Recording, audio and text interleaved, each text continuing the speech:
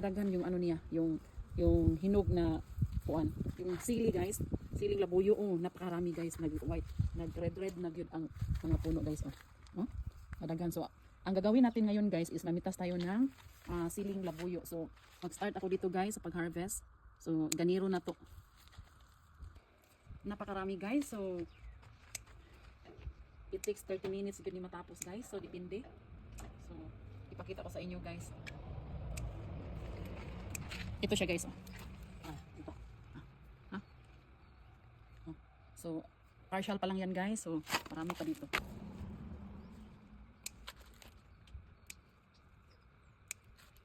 So napakarami guys. So pwede na tayo makapag-share sa mga kakilala natin dito.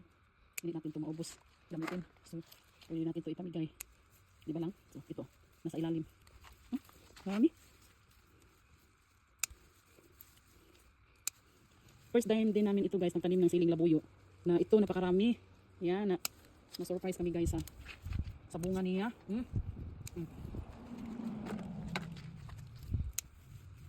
Marami sa ilalim oh. Nag-red. Diyan, napakarami.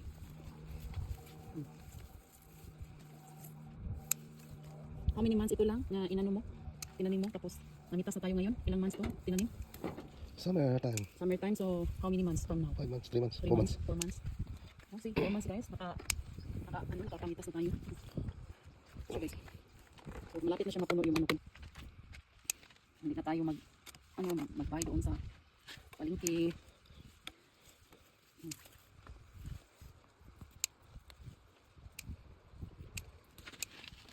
Parang cherry guys ba yung pinipitas. Karami. May excite ka talaga no pag ganito na ting-ani na. Pitasin mo na yung pagtsatsaga mo ng pagpananim. Unya, ganito na ngayon, mag-harvest ka na. Oh. Maraming red sa ilalim. Napakaraming bunga guys.